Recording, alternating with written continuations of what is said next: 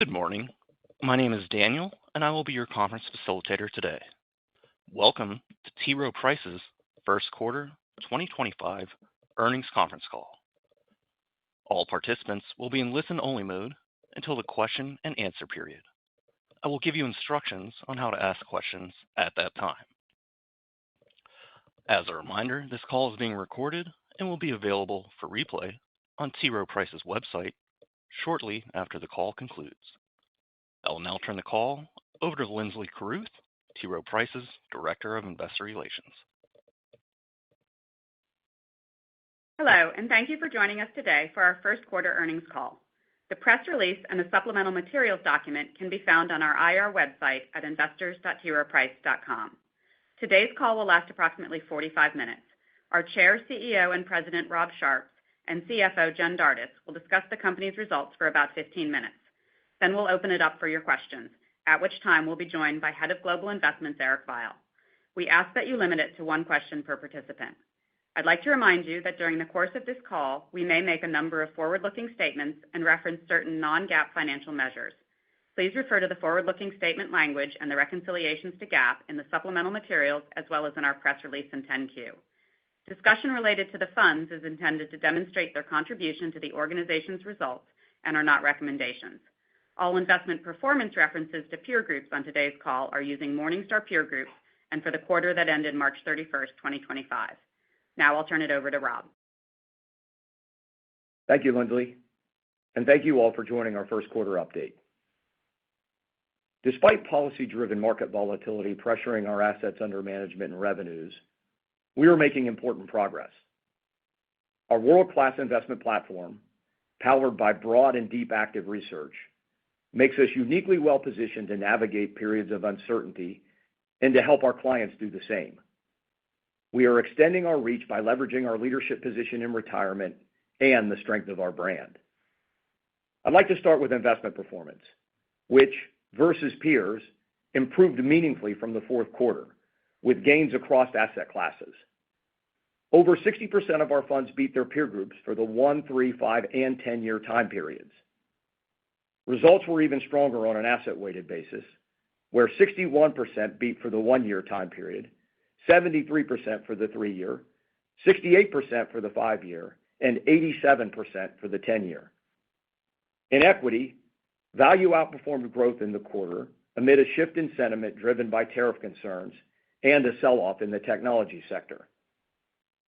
Against this backdrop, most of our value products delivered, with strong performers across the franchise, including the equity income, large-cap value, and value funds. Each moved from the bottom quartile in the prior quarter to the top quartile in the first quarter, boosting their 1, 3, 5, and 10-year performance track records. International value and small-cap value also delivered strong performance in the quarter, improving their long-term track records as well.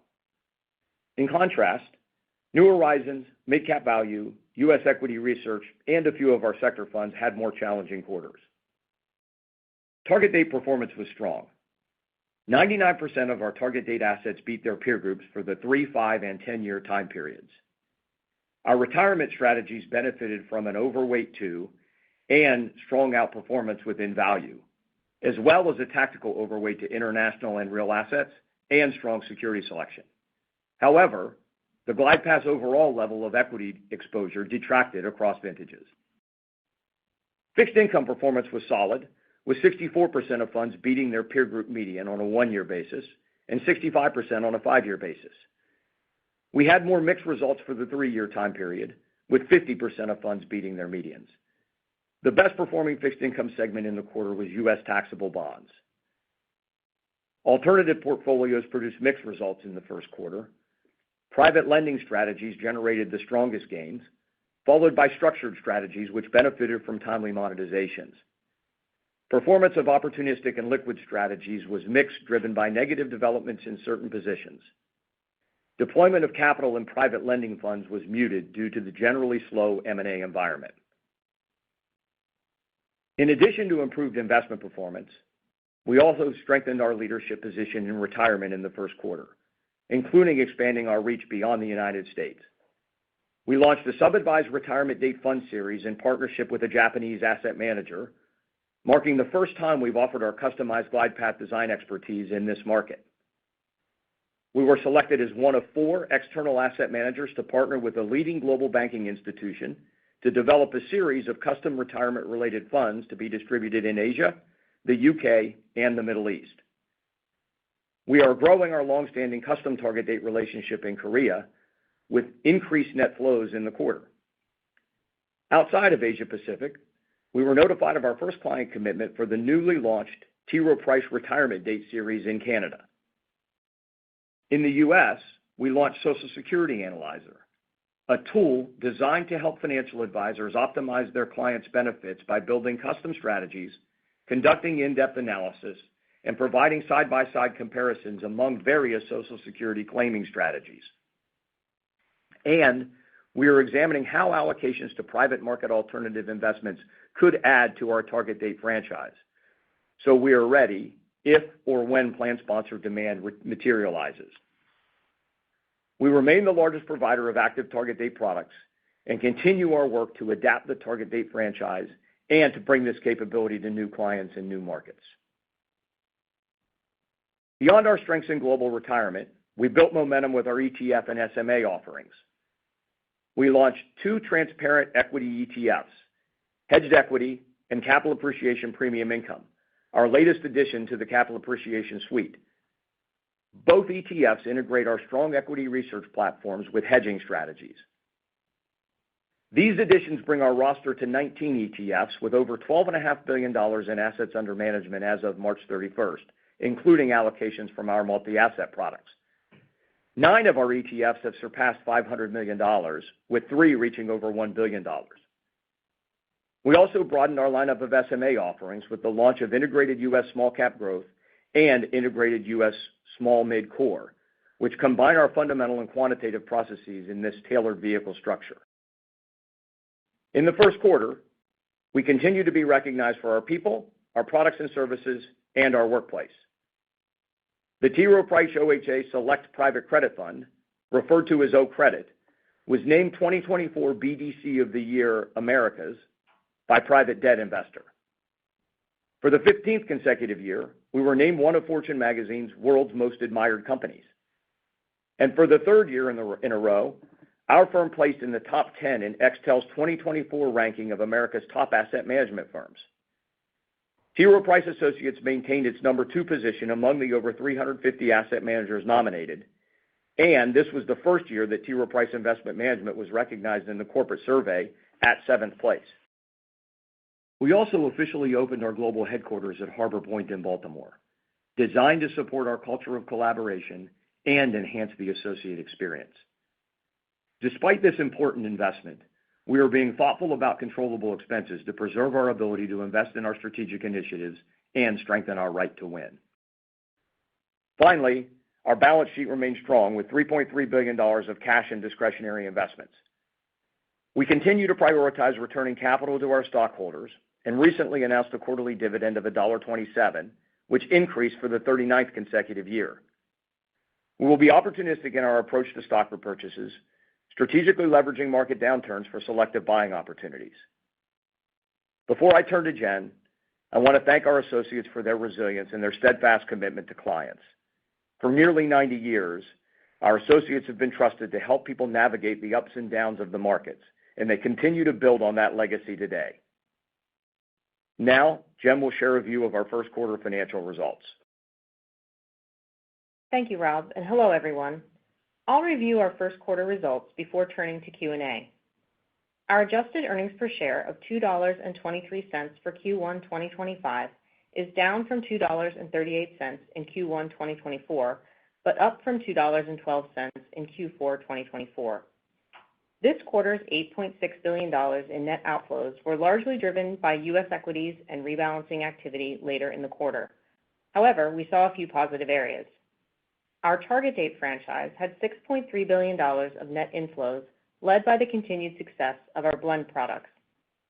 In fixed income, we had strong net inflows of $5.4 billion, primarily from institutional clients. Global multi-sector, floating rate bank loan, and global government bond high quality each had over $1 billion of net inflows. And our ETF business had another successful quarter with net inflows of $3.26 billion. Notably, 8 of our ETFs each had inflows of over $100 million, and Capital Appreciation Equity had almost $1 billion of inflows. We will report April assets and flows on May 12th, but it's worth highlighting that the rebalancing we saw in late March accelerated in the first 2 weeks of April with equity market declines and volatility. This increased our retail outflows from recent trend, but that pattern normalized in the second half of April. Turning our attention to the income statement, our Q1 adjusted net revenue of $1.8 billion increased marginally from Q1 2024 and is down 3.6% from Q4 2024. This quarter's investment advisory revenue of $1.6 billion increased 4% compared to the first quarter of last year due to higher average AUM. The impact of higher AUM was offset in part by a lower effective fee rate. Performance-based fees from certain equity and alternative strategies for the quarter were $10 million. The increase in investment advisory revenues was offset by a lower change in accrued carried interest. The Q1 annualized effective fee rate, excluding performance-based fees, was 40 basis points, which declined from the prior quarter and Q1 2024. This decrease continues to be driven by a mix shift in assets, both from market and flow impacts. Regarding the flow impact, gross sales are concentrated in strategies and vehicles that have lower than average fee rates, while a large portion of redemptions occur in the equity asset class and the mutual fund vehicle, which have higher than average fee rates. Our Q1 2025 adjusted operating expenses, excluding carried interest expense, totaled $1.1 billion, a 7.4% increase from Q1 2024. This rise was primarily due to higher market-driven expenses resulting from the growth in AUM throughout 2024, as well as increased compensation costs. Additionally, Q1 2024 included a one-time cost benefit related to our firm's UK facility that didn't recur in Q1 2025. Our adjusted operating expenses were down 7.2% from Q4 2024, as a few expense categories run seasonally higher in the fourth quarter. We moved into our new global headquarters in Baltimore at the end of Q1. Given the timing of our move, there was minimal expense impact during the first quarter. Depreciation began in April, and our lease at our former location also ended in April. We now expect 2025 adjusted operating expenses, excluding carried interest expense, to be up 1% to 3% over 2024's $4.46 billion, which is down from the 4% to 6% range given in February. The lower range is largely driven by market-driven expenses, though we are also taking steps to more closely manage other expense categories. As Rob mentioned, our balance sheet remains strong, and we continue to prioritize redistributing capital. We returned over $500 million to stockholders in the first quarter, with $289 million supporting the quarterly dividend of $1.27. We also bought back $217.5 million worth of shares in Q1, bringing our weighted average share count to 222.6 million. Under a share repurchase plan in April, we bought back an additional $65.4 million worth of shares, bringing the total buybacks through April 30th to $283 million.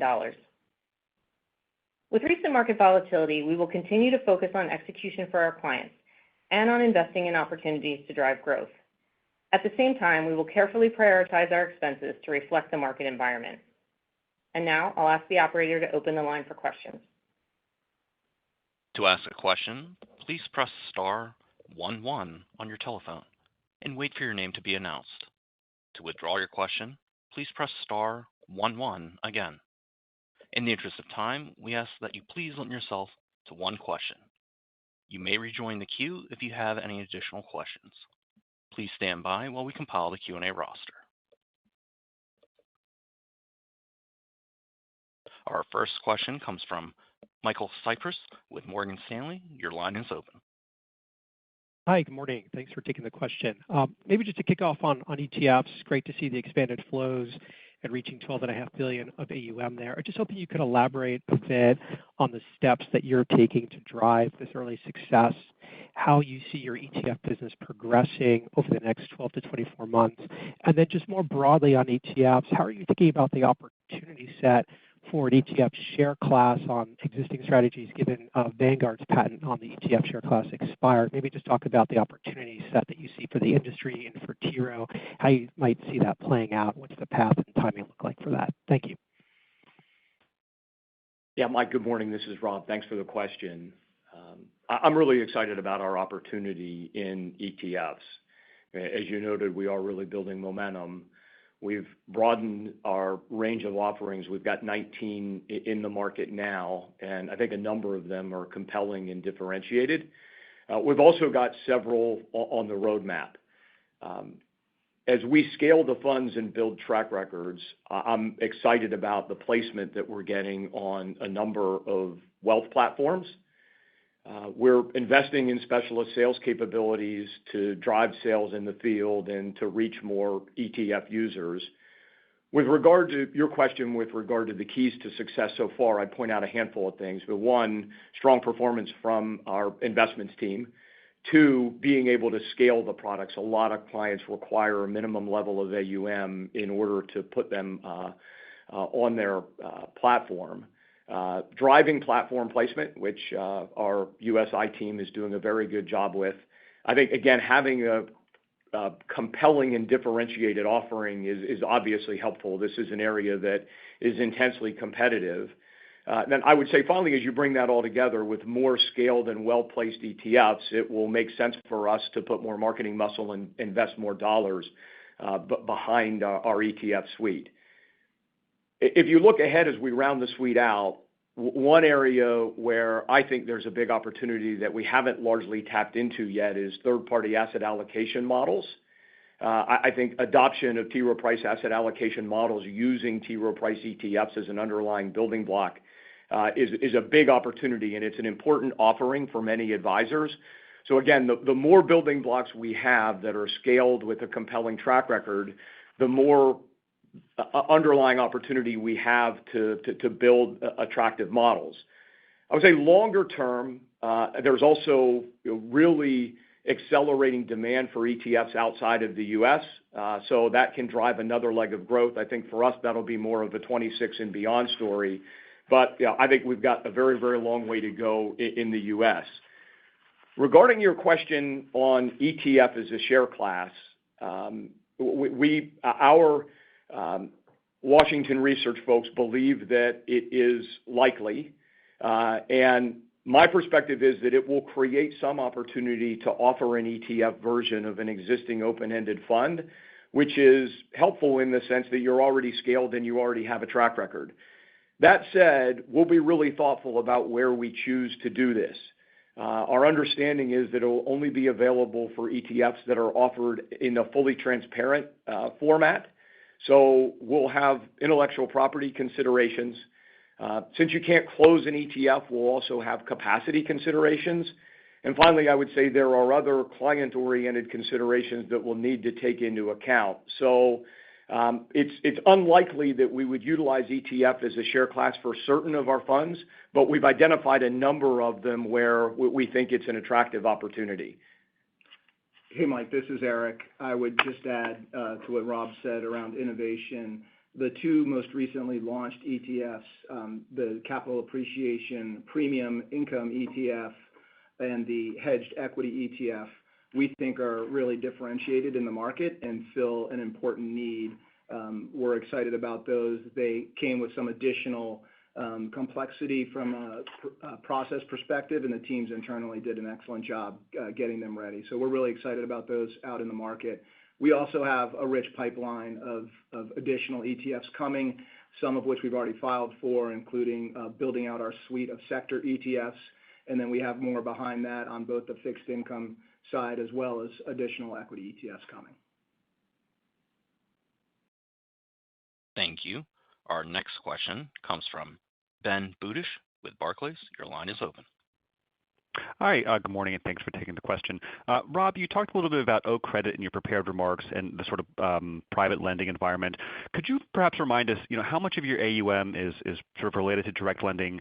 And then for O Credit, I was wondering if you could give us an update in terms of what you're seeing in April. Any sort of change in investor appetite would be helpful. Thank you.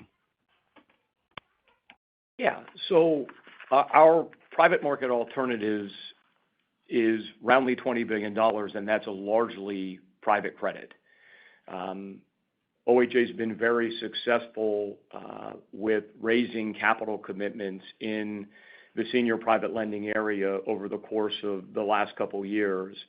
The deployment's been more limited given the relatively soft LBO and M&A environment. So there's a lot of dry powder there that ultimately can go from committed capital into the fee basis AUM, which is what drives flows for us with OHA.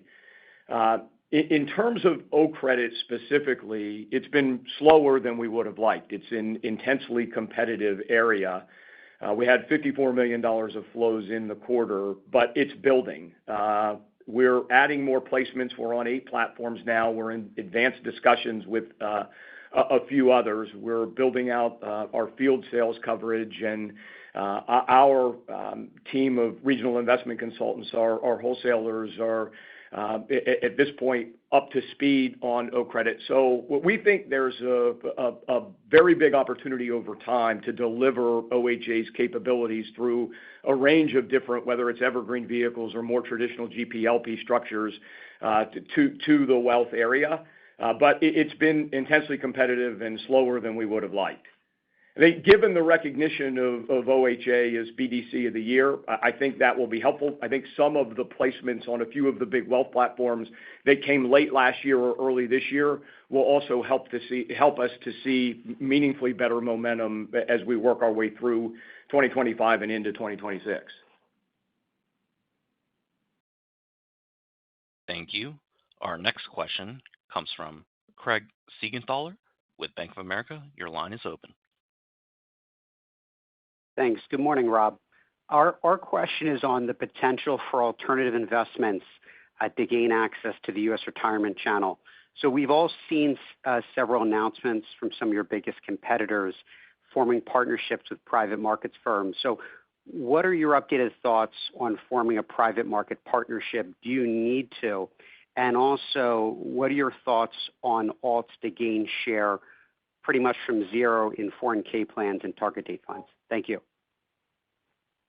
Yeah, Craig, thanks for the question. Look, I think if you zoom out, the defined contribution market and parts of the wealth market at this point have not had broad access to private market alternatives. They're really the only big pools of capital that remain untapped. In my mind, there's no question that eventually it will happen. I think you can debate timing and magnitude, but at some point and to some degree, defined contribution, more traditional high net worth and mass affluent will get access to private market alternatives. These are obviously really important end markets to us. They're big channels, and we're close to our clients, so we understand their direction of travel and are anticipating their needs. If ultimately we can help them by creating offerings that have compelling risk-reward, that are at the right fee point, that provide the right amount of liquidity, we'll do that. I do think that some of these solutions will combine liquid public and private market alternatives. So if there are crossover portfolios that make sense for our clients, regardless of channel, we're going to evaluate offering them. I would say depending on the underlying asset class, we're open to partnering, and we have had substantial discussions with a number of alternative investment firms. The best partnerships work, or the best partnerships are formed when you have alignment on both sides and both sides bring something compelling to the partnership. As I'd said on an earlier call regarding credit specifically, we have very, very broad capabilities across public and private markets at OHA and within T. Rowe Price Fixed Income Division. Now, that's not to say there aren't things that we don't do or that we might not partner with somebody, but it's really important for me to point out that OHA has a long and distinguished track record of running credit portfolios that incorporate both private credit and liquid non-investment grade. And it's an important part of our strategy to bring OHA's capabilities to the wealth channel, to retirement, and to the insurance channel. In other parts of, in other asset classes from an alternative perspective, whether it's private investment grade, infrastructure, real estate, PE secondaries, we'll certainly consider partnerships. Regarding retirement specifically, T. Rowe Price is a retirement solutions provider. I think it's one of our great strengths as a firm. If you look at how we've evolved our retirement date suite, we're constantly evaluating ways to improve our range of offerings and innovating our product design. We talked in previous quarters about Personalized Retirement Manager, a model account which offers a customized glide path. We talked about Managed Lifetime Income, which allows participants to guarantee a portion of their income. So as a solutions provider, if our market research and our investment research shows that incorporating private market alternatives into DC offerings results in visibly better outcomes for 401k plans and participants, we'll offer that. At a very high level, I think it does make sense that 401k participants and retirement investors would trade liquidity for return given the very long time horizons that retirement investors have. That said, I think our engagement with plan sponsors would suggest that they're taking a go-slow approach here. I think there's concern about fiduciary risk, there's concern about liquidity, there's concern about daily pricing, and there's concern about fees. I'm confident that we can address those in time, but whatever we do, it will be based on investment research, our conviction that it will result in a better risk-reward profile for the underlying portfolios that we offer, and that we'll be able to solve for these challenges. I do think that it's reasonably likely that if and when we incorporate a broader range of private market alternative offerings, that we'll do it with at least one, if not a number of partners. Thank you. Our next question comes from Dan Fannon with Jefferies. Your line is now open. Thanks. Good morning. Wanted to talk about flows and really the gross sales versus gross redemptions, kind of backdrop and clearly a lot of volatility in the market. But as you think about what we saw in the first quarter and then here in April, but then more importantly, like discussions and backlog and kind of sales momentum as you think about this year, any color either from a product, asset class, or channel would be helpful. Yeah, good morning, Dan. I didn't think we'd get that question. So, no, in all seriousness, thank you for the question. Our flow outlook for the year is largely unchanged. There are a lot of puts and takes, right? If you look at where things stand through the end of April, we're basically in line with last year. Q1 was very slightly behind last year's first quarter, and while April was soft, it was still a meaningful improvement from April 2024. And what we saw in April was a meaningful spike in retail-oriented outflows in the first few weeks of the month. But that's normalized. I think it's basically gone back to what I would characterize as run rate levels over the last few weeks.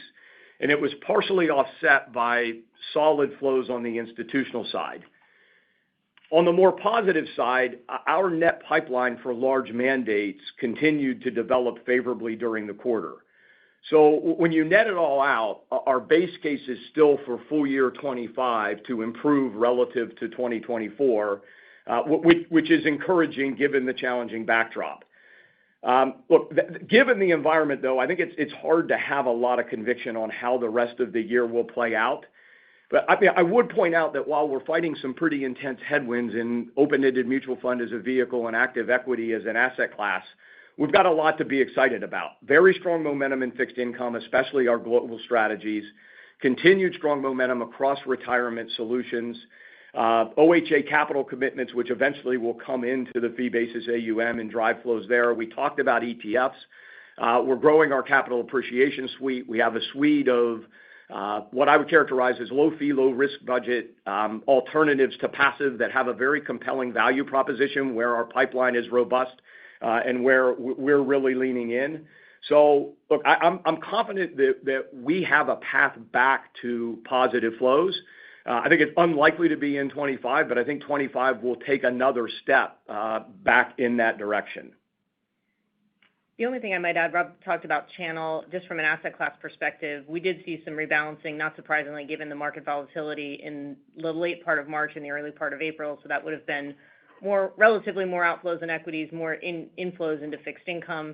And from a geographic perspective, we saw more strength outside the U.S. than inside. Yeah, I would say broadly, our experience has been consistent with the industry. earlier in the quarter, there was some rebalancing given the strength of equity markets in 23 and 24. There was just some normal rebalancing from equity to fixed income. And then later in the quarter, you actually saw some de-risking activity from equity to fixed income. So, that given our overall equity-heavy mix, I think we've faced some cyclical headwind in addition to the ongoing headwinds that I outlined earlier. So, I'm proud of the work that our team's done to be able to say that at this point, our outlook's largely unchanged. Thank you. Our next question comes from Bill Katz with TD Cowen. Your line is open. Hi, good morning. This is Manu on for Bill. So Craig ran my question on the alts partnership, so maybe I'll ask a question about fee rate dynamics in the quarter. What did the exit fee rate look like coming out of the quarter? What are you seeing in April, and maybe how should we think about those dynamics going into the rest of 2025? Thanks for the question. If we think about fee rate, given the breadth of our asset classes, strategies, and vehicles that we offer, a lot goes into the effective fee rate, and it can really vary quarter to quarter. So I'll give you some context for what happened this quarter, but I think it's always better to think about it on a multi-quarter basis as opposed to kind of one quarter to the next. In Q1, about 60% of the impact in the decrease in effective fee rate came from more structural shifts in the type of investment strategies and vehicles that we're selling at the margin. We're seeing that persistent trend toward lower cost vehicles such as ETFs, collective investment trusts, and separate accounts. And on the investment strategy side, particularly within our target date franchise, you're actually seeing the impact of both vehicle and investment strategy as we've seen uptake in our blend products and in the collective trust vehicle. That other 40% is more cyclical with the overall mix of AUM, both from market and flow impacts. So as an example, this quarter, you'll see in the release, equity assets under management declined from about 52% to about 49% of AUM in the quarter, while fixed income and multi-asset both increased as a percentage. So you would say that this quarter, the impact was more significant than typical because of the equity market decline. It's hard to predict going forward what that portion will be, but certainly the structural changes will be persistent. Thank you. Our next question comes from Glenn Schorr with Evercore. Your line is now open.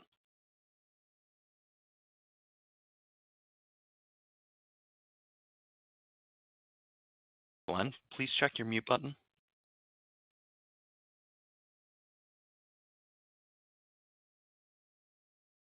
Our next question comes from Alexander Blostein with Goldman Sachs.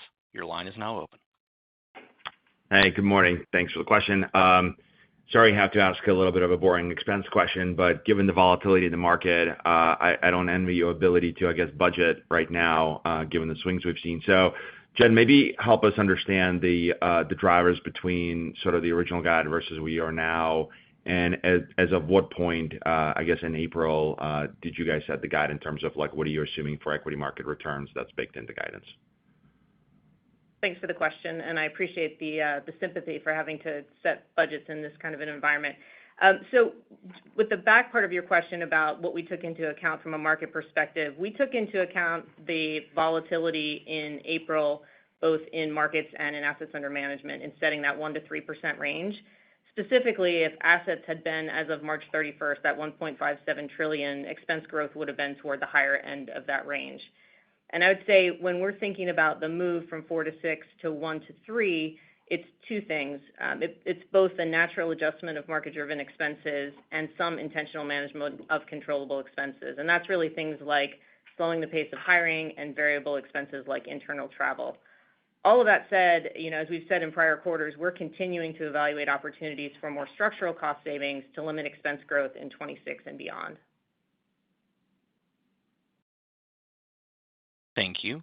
Our next question comes from Ken Worthington with JP Morgan. Your line is now open. Great. Thank you. Good morning. Thanks for taking the question. I wanted to dig into the expansion of retirement outside the U.S. that you had mentioned in your prepared remarks. So you mentioned expansion of retirement in a handful of countries in Asia, Canada. I think you even mentioned Europe. You mentioned leveraging the glide path and structural expertise. what exactly are you selling? Are you actually launching, I think it's like Korean, Japanese, Canadian target date funds, or is what you're doing there more nuanced? And I guess the second part is you leverage record keeping in the U.S. to kind of build out that U.S. retirement business. I know it's more DCIO right now, but I think it started with record keeping. And then lastly, one of the themes in U.S. retirement is customization. Is this happening outside the U.S. as well? Yeah, Ken, it's Rob. I'll start with on this one. I think it's hard to generalize. Defined contribution schemes in different countries are at very different stages of development, right? I mean, if you look at, for instance, the superannuation scheme in Australia, it's very, very developed.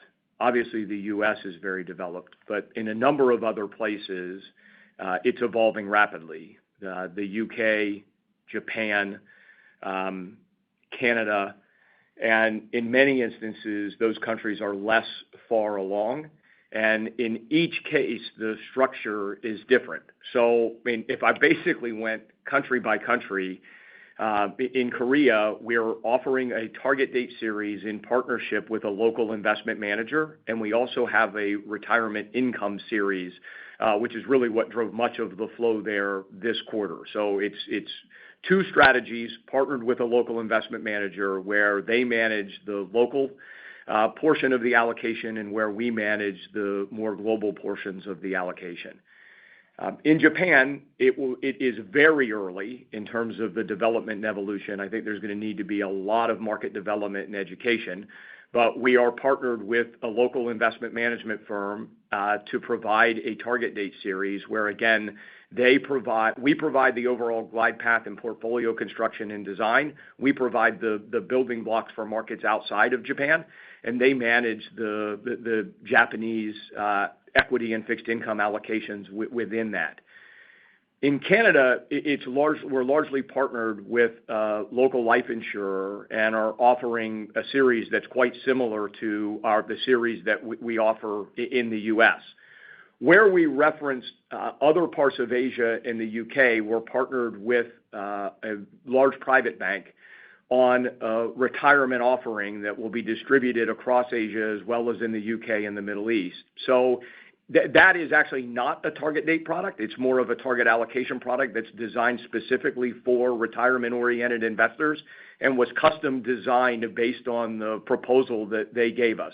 We are one of 4 global asset managers that were chosen to participate in that, and we'll launch with them later this year. So it's really bespoke. It's different in each instance, but these opportunities are opening up. And most of them, I would say it's early days. I think the real impact for us, if we're successful, will build in out years. I mean, I'm talking about 3, 4, 5 years.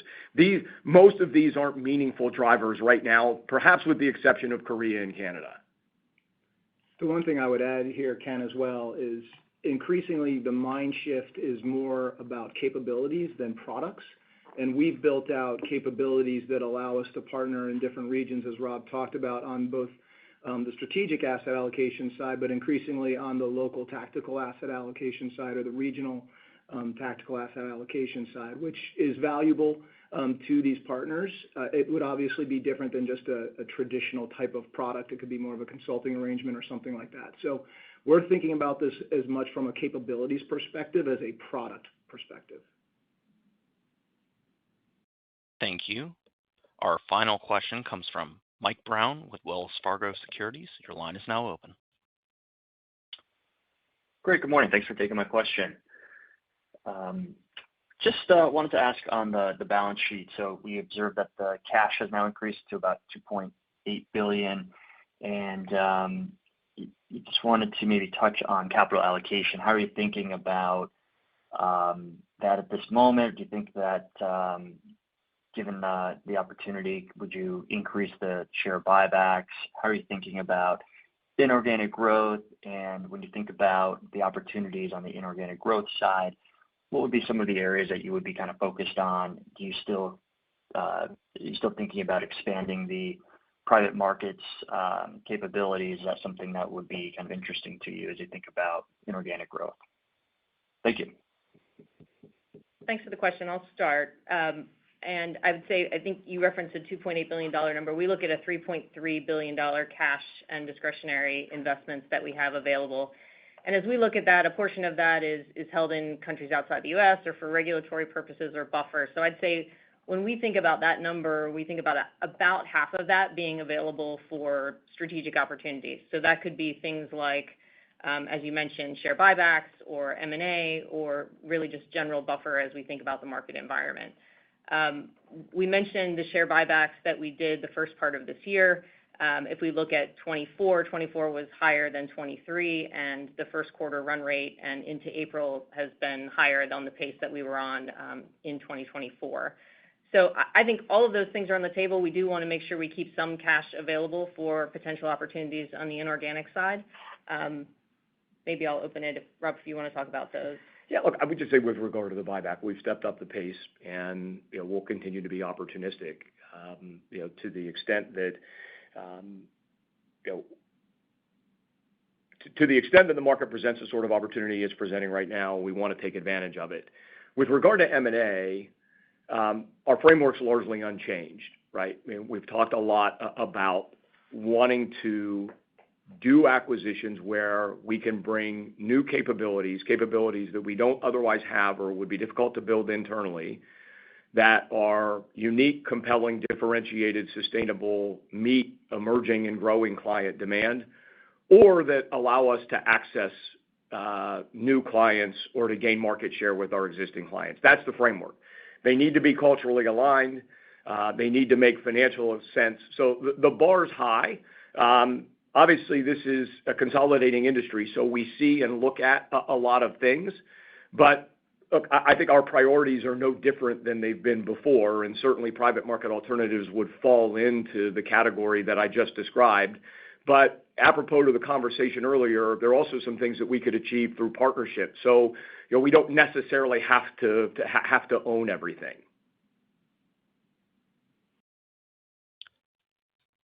Thank you. This concludes today's conference call. Thank you for participating. You may now disconnect.